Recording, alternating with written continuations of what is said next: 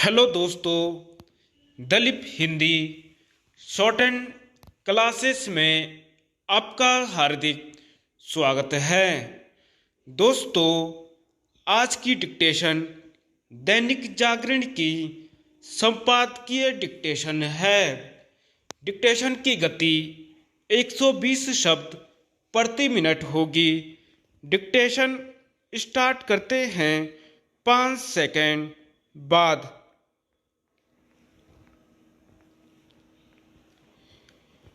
पश्चिम Asia का संकट। अपने नागरिकों पर आतंकी संगठन हमास के बर्बर हमले के बाद इजरायल जो जवाबी कार्रवाई कर रहा है, उसके चलते पश्चिम एशिया में तनाव बढ़ रहा है। तो इसी कारण कि इस कार्रवाई के चलते गाजा में आम लोगों को भी जान गंवानी पड़ रही है। निसंदेह इजरायल को इसका अधिकार है कि वह गाजा में हमास के ठिकानों को ध्वस्त करे और उसके आतंकियों का सफाया करे, लेकिन ऐसा करते हुए उसे यह देखना होगा कि आम लोगों को जान माल का नुकसान न उठाना पड़े।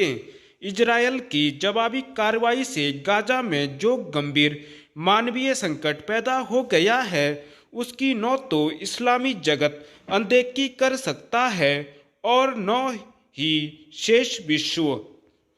यह सही है कि गाजा के आम लोग इजरायल की सैन्य कार्रवाई का निशाना इसलिए बन रहे हैं क्योंकि हमास यहाँ के लोगों को सुरक्षित ठिकानों में जाने से जबरन रोक रहा है। लेकिन एक राष्ट्र होने के नाते इजरायल को इसका ध्यान रखना होगा कि हमास की करतूतों की सजा गाजा के नागरिकों को न मिले। हमास के खिलाफ इजरायल की सैन्य कार्रवाई के बीच जो देश और विशेष रूप से इस्लामी देश युद्ध विराम की जो मांग कर रहे हैं, उसे अनुचित नहीं कहा जा सकता, लेकिन यह सुनिश्चित करना उनकी भी जिम्मेदारी है कि हमास बंधकों को रिहा करे। आखिर क्या कारण है कि हमास की सहायता करने और उसके नेताओं को संरक्षण देने वाले देश उस पर इसके लिए दबाव नहीं बना रहे हैं कि वह बंधकों को तत्काल छोड़ें?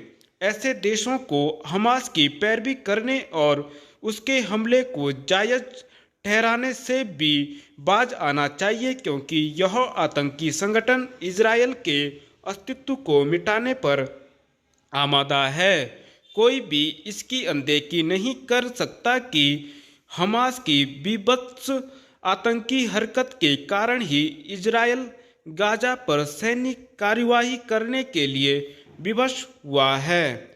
हमास ने इजरायली लोगों के खिलाफ अपनी बर्बरता से एक तरह से जानबूझकर गाजा के लोगों को संकट के मुहाने पर खड़े करने का काम किया है। यह संभव ही नहीं कि उसे इसका आभास न रहा हो कि उसकी जघन्य कार्रवाई पर इजरायल चुप होकर बैठने वाला नहीं।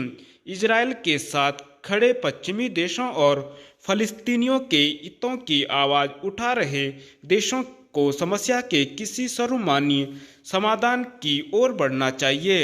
ऐसा कोई समाधान तभी निकल सकता है जब यहूदियों का सफाया करने की सनक से ग्रस्त हमास एवं हिजबुल्लाह जैसे आतंकी संगठनों पर लगाम लगे और इजरायल यह समझे कि फलस्तीनियों का भी अपना अलग देश होना चाहिए। यह अच्छा हुआ कि भारत ने जहां हमास की हरकत को आतंकी हमला करार देने में संकोच नहीं किया, वहीं फलस्तीनियों के पक्ष में आवाज़ उठाई और उन्हें मदद भी भेजी। उचित यह होगा कि वह पश्चिमी देशों और इस्लामी जगत के बीच कोई समझबूझ कायम करने के लिए सक्रिय हो। हिम तेंदुआ टूर। नैसर्गिक सुंदरता से परिपूर्ण उत्तराखंड की वादियां हमेशा से ही पर्यटकों के लिए आकर्षक का केंद्र रही हैं। इसे देखते हुए सरकार राज्य में पर्यटन सुविधाओं के विकास पर विशेष ध्यान केंद्रित कर रही है।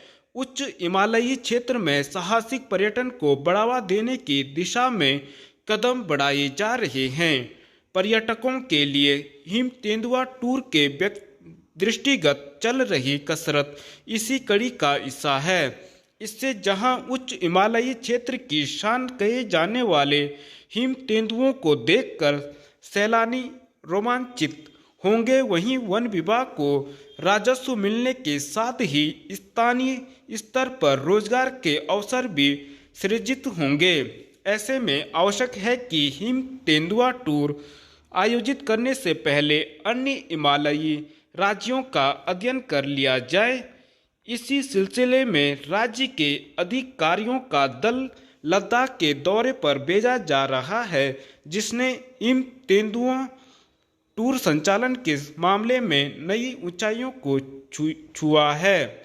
वहां सैलानी इस तरह के टूर में हिम तेंदुओं को देखकर रोमांचित तो होते ही हैं, इनके संरक्षण में भी भागीदारी निभाते हैं।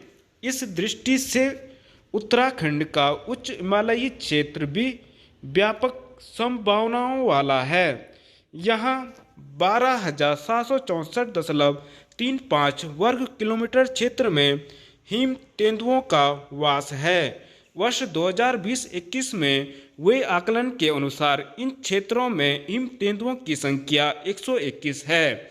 यानी लद्दाख से घूर सीखने के बाद यहाँ भी हिम तेंदुआ टूर आयोजित होंगे। निश्चित रूप से इसे बेहतर पहल कहा जा सकता है, लेकिन इस मामले में बेहद सदे कदमों से आगे बढ़ने की जरूरत है। इस बात का ध्यान रखना होगा कि उच्च हिमालयी क्षेत्र बेहद संवेदनशील है। साथ ही हिम तेंदुआ टूर जैसे आयोजनों में सुरक्षा के विषय को भी नज़रअंदाज नहीं किया जा सकता। उम्मीद की जानी चाहिए कि सरकार सभी पहलुओं पर गंभीरता से चिंतन मनन कर इस पहल को धरातल पर मूर्त रूप देगी। धन्यवाद।